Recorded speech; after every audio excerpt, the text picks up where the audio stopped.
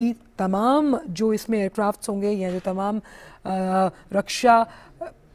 क्षेत्र से जुड़े हुए तमाम जो उत्पाद हैं वो भारत निर्मित हैं। उस लिहाज से इंडियन पवेलियन बेहद महत्वपूर्ण आकर्षण का केंद्र उन तमाम विदेशी डेलीगेट्स के साथ साथ जो तमाम अन्य लोग यहाँ पर एरो इंडिया में भाग लेने के लिए मौजूद हैं। तो 14वां संस्करण, तो आप मान सकते हैं कि एरो इंडिया जो कि 14वां संस्करण था है और इसका अभी उद्घाटन कुछ ही देर पहले प्रधानमंत्री ने किया। और ये जो आप उद्घाटन की तस्वीरें देख रहे हैं, ये जो इंडियन पवेलियन उसमें लगाया गया है उसकी उद्घाटन की तस्वीरें हैं। तो 2023 में एशिया का सबसे बड़ा एरो शो, इस आयोजन में एमएसएमई और स्टार्टअप सहित 809 रक्षा कंपनियां हिस्सा ले रही हैं। इसके पूरे अवसर पर जिस तरह से प्रधानमंत्री ने कहा कि भारत अब कोई भी मौका नहीं छोड़ना चाहता, भारतीय पवेलियन का उद्घाटन प्रधानमंत्री करते हुए फ्यूचरिस्टिक किस तरह से रक्षा क्षेत्र में भारत आगे बढ़ेगा उसका ये पूरा मुजाहिरा पेश करता है भारतीय पवेलियन, जिसका उद्घाटन प्रधानमंत्री ने किया है। जैसा कि प्रधानमंत्री ने अपने संबोधन में भी कहा कि जो मौका है 21वीं सदी में भारत का, पूरा जो विश्व है वो भारत को विश्वास के साथ देख रहा है रक्षा निर्यात में बढ़ोतरी करने का, इसमें और जो असीम संभावनाएं हैं उसके मोर्चों को खोलने का, कैसे आगे बढ़ना है, खास तौर पर पब्लिक प्राइवेट पार्टनरशिप के मॉडल को आगे लेकर जाना है, उसका जिक्र भी। तो ये जो तमाम उत्पाद आप वहाँ पर देख रहे हैं ये इंडियन पवेलियन है जिसका उद्घाटन प्रधानमंत्री ने किया है। और एरो इंडिया में जो ये 100 विदेशी कंपनियां हैं उसकी मौजूदगी दर्शाती है, ये मौजूदगी यही दर्शाती है कि कैसे जो भारतीय पवेलियन है उसका वर्चस्व कितना अहम है और एरोस्पेस और डिफेंस के क्षेत्र में कैसे भारत नए अवसर पैदा करता है, नई सोच के साथ आगे बढ़ता है, नई सोच को प्रतिबिंबित करता है, आगे लेकर जाता है। क्योंकि ये केवल एक शो नहीं है बल्कि एक स्ट्रेंथ, एक शक्ति है भारत की, जिसका जिक्र प्रधानमंत्री ने अपने संबोधन में भी किया। आज भारत तेज सोचता है, दूर की सोचता है, तुरंत फैसले लेता है और ये इंगित हो रहा है भारतीय पवेलियन के भी जरिए, क्योंकि भारत जो रफ्तार चाह रहा है, जिस रफ्तार से वो आगे रक्षा क्षेत्र में बढ़ना चाह रहा है, इस रफ्तार का भी जिक्र प्रधानमंत्री ने अपने संबोधन में किया। और इसी खबर पर हमारे साथ सुधीर यादव हमारे साथ जुड़े हैं। सुधीर, इस बात का जिक्र मैं और आप सुबह भी कर रहे थे कि जो भारतीय पवेलियन जिसका उद्घाटन अभी हाल ही में प्रधानमंत्री ने किया है वो आकर्षण का केंद्र है सभी मौजूद विदेशी और देसी मेहमानों के लिए। बिल्कुल आंचल, देखिए इस बार चूंकि तेजस को थीम के तौर पर वहां प्रदर्शित किया गया इंडियन पवेलियन, और इसके अलावा इनकी चारों तरफ जो भारतीय टेक्नोलॉजी है, भारतीय स्टार्टअप्स है, भारतीय जो प्रोडक्ट है उनको थीम बनाकर रखा गया है, खास तौर पर ये प्रदर्शित करने के लिए कि भारत पूरी दुनिया में जिस तरीके से सरकार लगातार मेक इन इंडिया को लेकर प्रमोट कर रही है, उन सब चीजों को दर्शाते हुए कि आखिर किस तरीके से हम एविएशन में तरक्की कर रहे हैं, किस तरह के हमारे प्रोडक्ट है, ये सारी चीजें इंडियन पवेलियन में डिस्प्ले की गई हैं। आंचल, बिल्कुल। और जिस तरह से हमने देखा कि ये जो 14वां एडिशन है इसमें भारत की ताकत देखी गई। हमने देखा तमाम जो लाइट कॉम्बैट हेलीकॉप्टर से बात हम तेजस की करें, प्रचंड की करें, जो एरो शो था ये अपने आप में इस बात को दर्शाता है कि भारत किस तरह से तूफानी रफ्तार के साथ रक्षा क्षेत्र में आत्मनिर्भरता के साथ आगे बढ़ रहा है। बिल्कुल, देखिए जिस तरीके से प्रधानमंत्री ने आह्वान किया कि 2025 तक 1.5 बिलियन से 5 बिलियन तक के एक्सपोर्ट तक पहुंचना है, तो ये ये दर्शाता है कि किस तरीके से सरकार एक फोकस तरीके से आगे बढ़ रही है। और लगातार आप देखिए अचल जो नीतियां बन रही है, डीएपी 2020 की बात करें, उसके बाद से लगातार जो डोमेस्टिक डिफेंस इंडस्ट्री है उसको कैसे आगे ले जाना है, उसको किस तरीके से जो डिफेंस फोर्सेस के जो यूजेस है, जो प्लेटफॉर्म थे, उनको किस तरीके से अलॉट किया गया है कि एक सर्टेन अमाउंट जो है वो हम अपनी जो डोमेस्टिक डिफेंस इंडस्ट्री है उससे ही खरीदेंगे। तो उसके बाद से लिहाजा लगातार हम ये देखते रहे हैं अच्छा कि लगातार इस तरफ बहुत बढ़ोतरी हुई है। और वही चूंकि एरो इंडिया जो 14वां संस्करण है पूरी दुनिया में एक आकर्षण का केंद्र है, लगातार एविएशन सेक्टर के लिहाज से अगर बात करें तो इसमें किस तरीके से जो हमारी टेक्नोलॉजी है पूरी दुनिया के सामने आकर्षण का केंद्र है।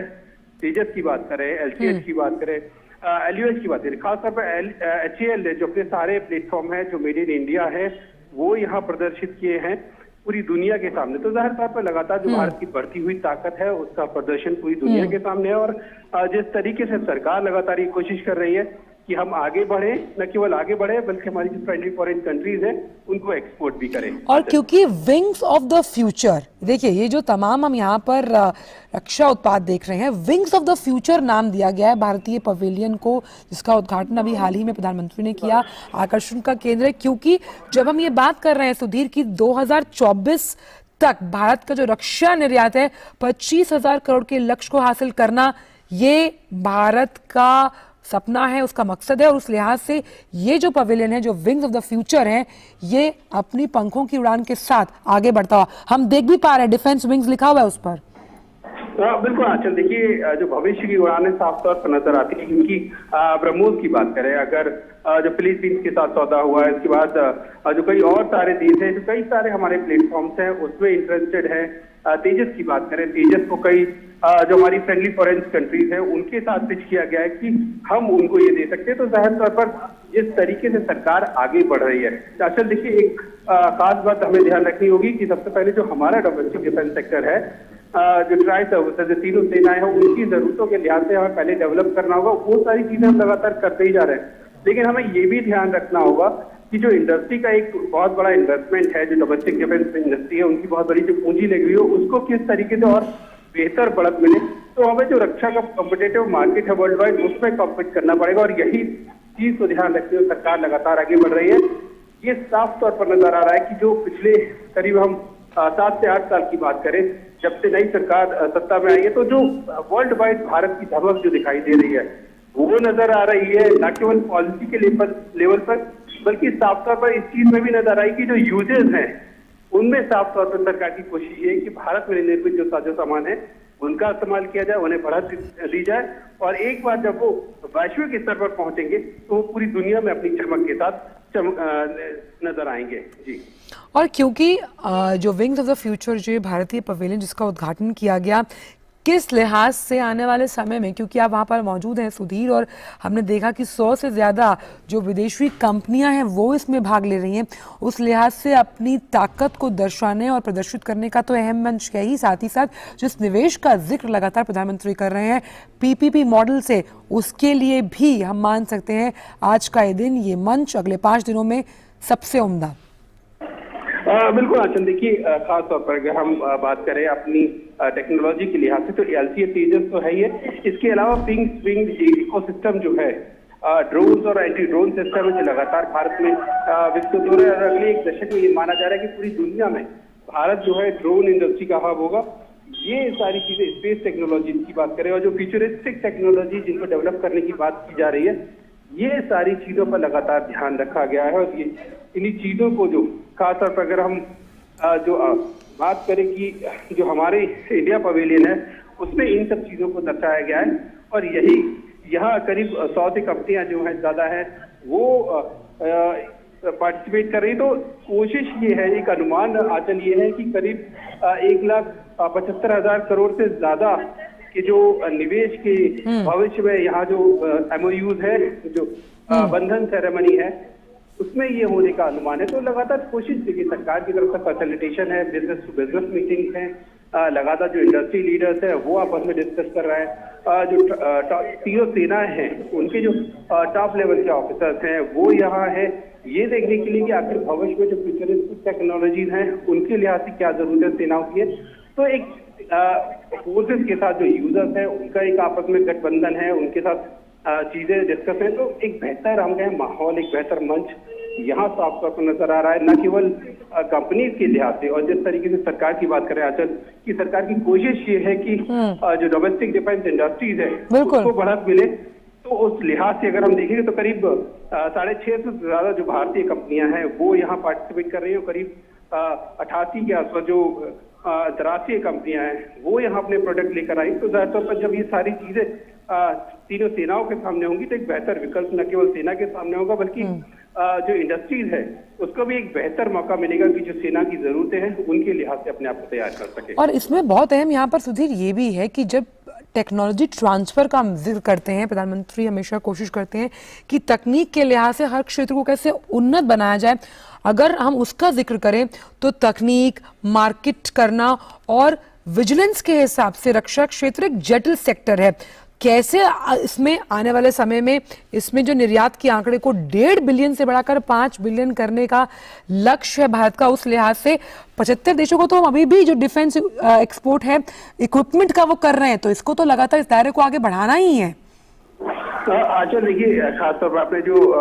टेक्नोलॉजी ऑफ ट्रांसफर TOT की जो बात की है, वो एक ऐसा कॉम्प्लेक्स इशू है जिसके बारे में लगातार सरकार शुरू से ध्यान रखे है। देखिए, हमें ये ध्यान रखना होगा कि जब भी कोई देश हमें साजो सामान देता है तो या तो वो लेटेस्ट टेक्नोलॉजी नहीं देता है या उससे एक पहले की जो टेक्नोलॉजी, जो सबसे बेहतर तकनीक जो इस्तेमाल कर रहा है, उससे पहले की जो आउटडेटेड टेक्नोलॉजीज है उसको बेचने की कोशिश करता है। और ये हमेशा से रहा है। इस चीज को जो डिफेंस इंडस्ट्रीज के जो स्ट्रैटेजिस्ट है, जो स्पेशलिस्ट है, वो इस चीज को बहुत बेहतर तरीके से समझते हैं। तो इस चीज को ध्यान रखते हुए सरकार ने शुरू से कोशिश की है कि जो नीश टेक्नोलॉजीज है, जो स्टार्टअप्स है, वो एक बेहतर टेक्नोलॉजी ड्रिवन बने। और यही कोशिश की वजह से आज अगर आप देखते हैं तो भारत पूरी दुनिया में से एक बेहतर स्टार्टअप के लिए जो इकोसिस्टम है वो तैयार हो रहा है। सरकार की ये जरूर कोशिश है कि जो नीच टेक्नोलॉजीज है उनको हम खुद डेवलप करें, रादर देन कि हम दूसरों से टेक्नोलॉजी ऑफ ट्रांसफर के। अच्छा जी, एक चीज और भी थी यहाँ पर सुधीर, क्योंकि प्रधानमंत्री ने ये भी कहा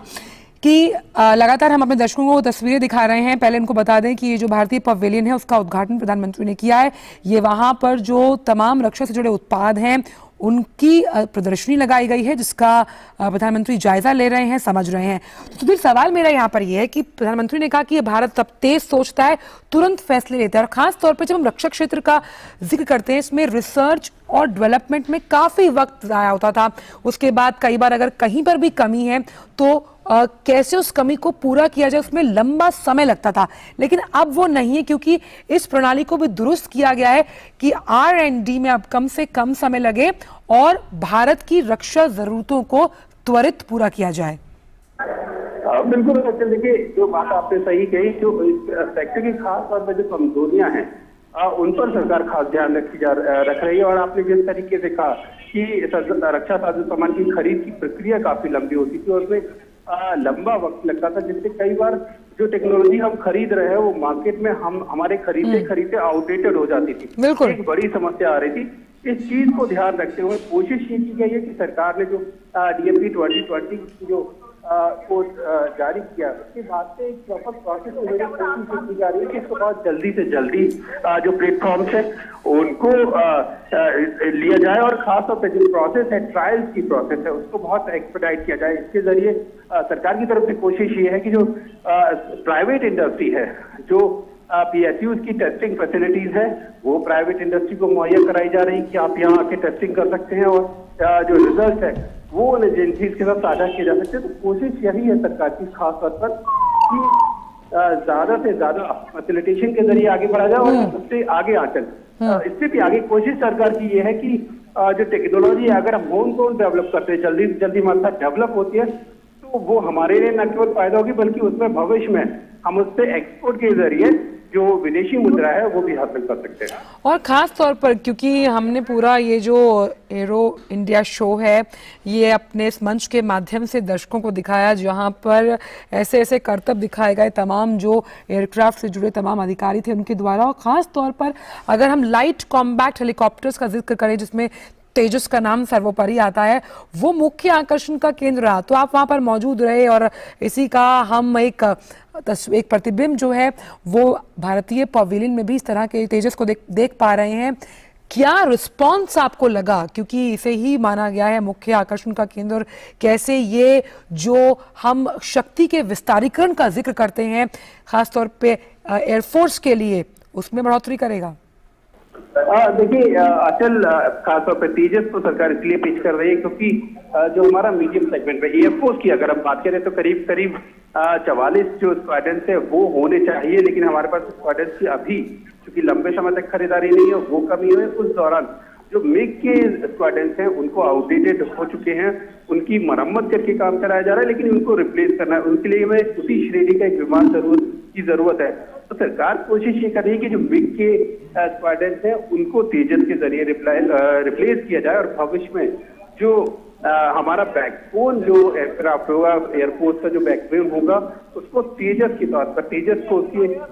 जगह डेवलप किया जाए। इसीलिए तेजस को लेकर सरकार बहुत तेजी से आगे बढ़ रही है, और इसका नेवल वर्जन है चूंकि INS विक्रांत को अभी मेक इन इंडिया की एक बड़ी सफलता के तौर पर भारतीय नौसेना में कमीशन किया गया, तो उसमें जो एयरक्राफ्ट कैरियर पर जो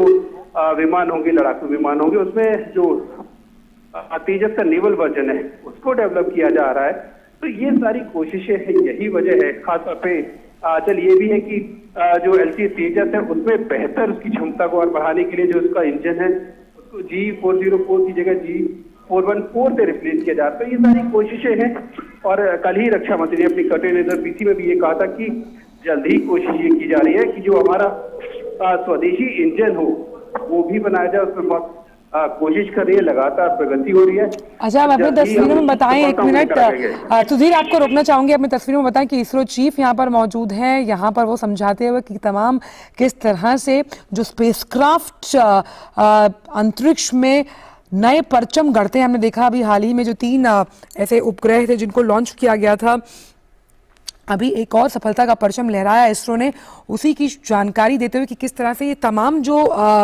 इसरो ने कई ऐसे मिशंस को अंजाम दिया है जो कहीं ना कहीं एरोस्पेस का जिक्र प्रधानमंत्री भी करते हैं सुधीर, कि एरोस्पेस में इतनी संभावनाएं हैं। जब हम ड्रोन्स का जिक्र करते हैं, सैटेलाइट्स को भारतीय कंपनियां, भारतीय स्टार्टअप्स, भारतीय प्रौद्योगिकी जो संस्थान है वो निर्मित करते हैं। बिल्कुल, खासतौर पर अगर स्पेस सेक्टर की बात करें तो संभावना को अच्छी तरह लगातार भारत इसमें जो महारत है उसको हासिल करते हुए आगे बढ़ रहा है। तो यही वजह है कि अगर स्पेस से एयरोस्पेस सेक्टर की बात करें तो वह बेहतरीन सफलता है उसको कैसे लेकर हम आगे जा सकते हैं, ये भी कोशिश चल रही है। और सुधीर आपके पास वापस आऊंगी, लेकिन हम दर्शकों को हम लगातार बता रहे हैं कि जो ये भारतीय पवेलियन है, द विंग्स ऑफ फ्यूचर, इसका जायजा लेते हुए प्रधानमंत्री, हम देख रहे हैं कि इसरो चीफ वहां पर मौजूद हैं, जो किस तरह से हम जानते हैं कि इसरो ने कई ऐसे मिशंस हैं जिसमें भारत का सर गर्व से ऊंचा किया है, वो भी बताते हुए कि किस तरह से स्वदेशीकरण के लिहाज से एरोस्पेस इंडस्ट्री में बहुत ताकत है, बहुत ज़्यादा मौके हैं, अपॉर्चुनिटीज़ हैं, और इस बार की तो थीम ही है अ वे फॉर अपॉर्चुनिटीज़। और आर्टिफिशियल इंटेलिजेंस के जरिए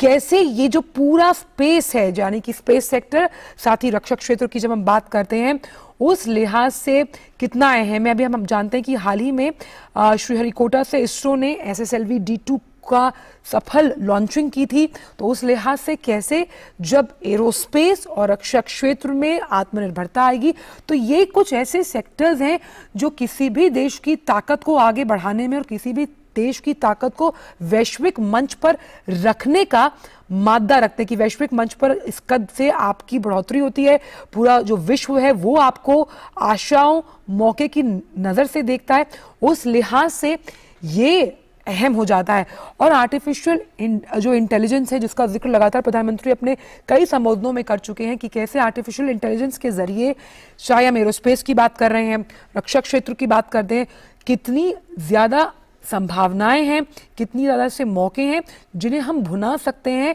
आने वाले दशकों के लिए, कैसे कौशल प्रशिक्षण के लिहाज से। इसका जिक्र प्रधानमंत्री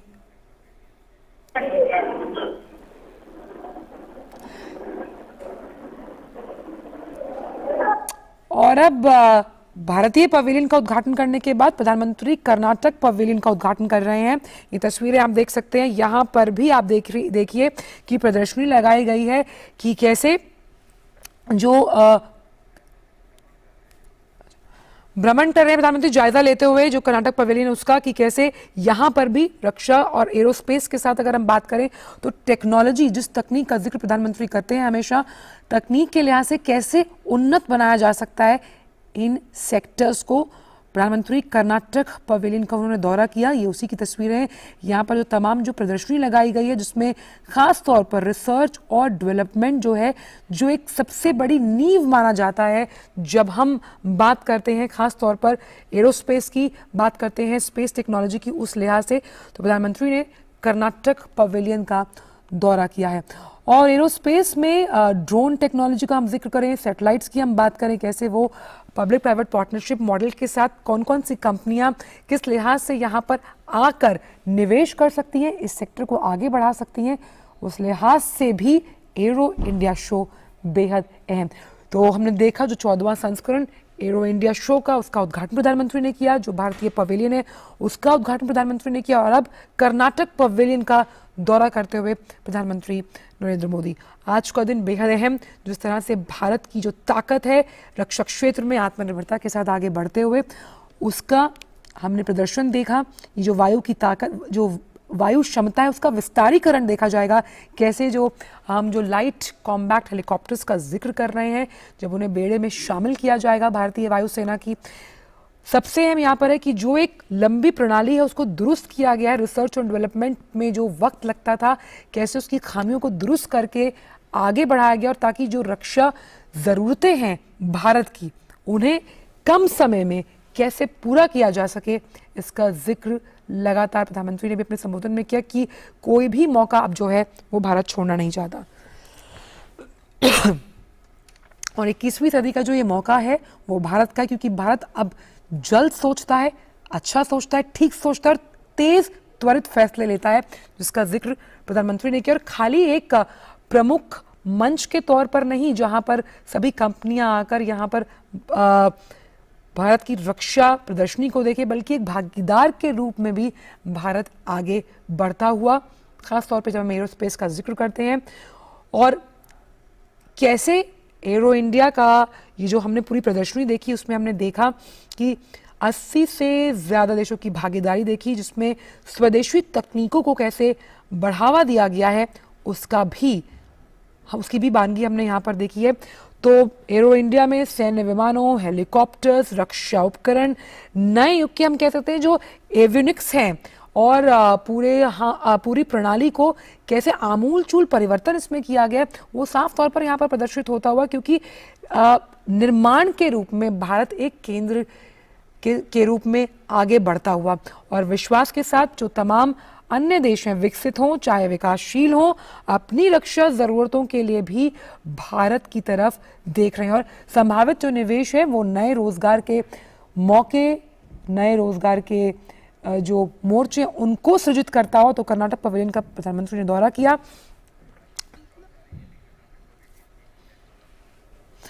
और आगे भी जो तस्वीरें हम आपको दिखाने वाले हैं वो कर्नाटक पवेलियन से ही जुड़ी हुई हैं, जहां प्रधानमंत्री भ्रमण कर रहे हैं, जायजा ले रहे हैं, समझ रहे हैं। और प्रधानमंत्री हमेशा से जब भी कोई नई तकनीक को देखते हैं, समझते हैं, तो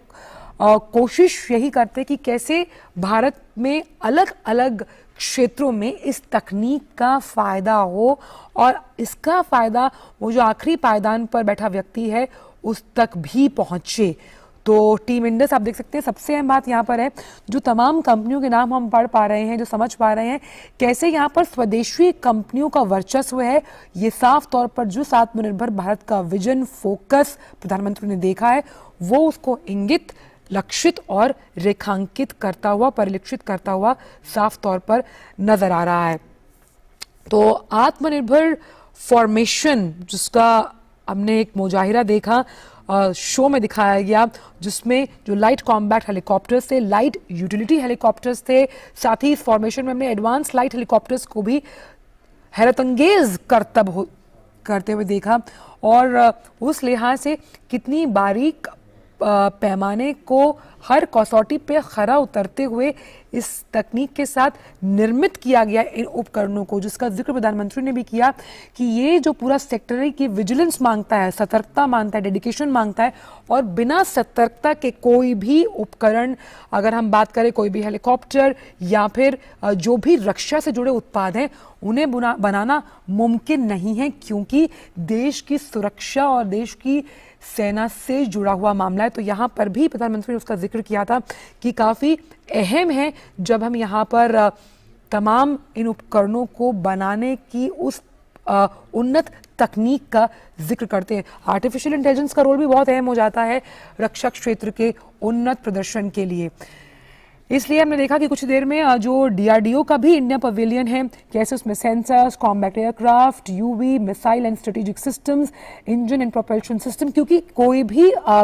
रक्षा उपकरण बनाने में जो समय है, जो प्रणाली है, एक एक गैजेट है, कैसे उसको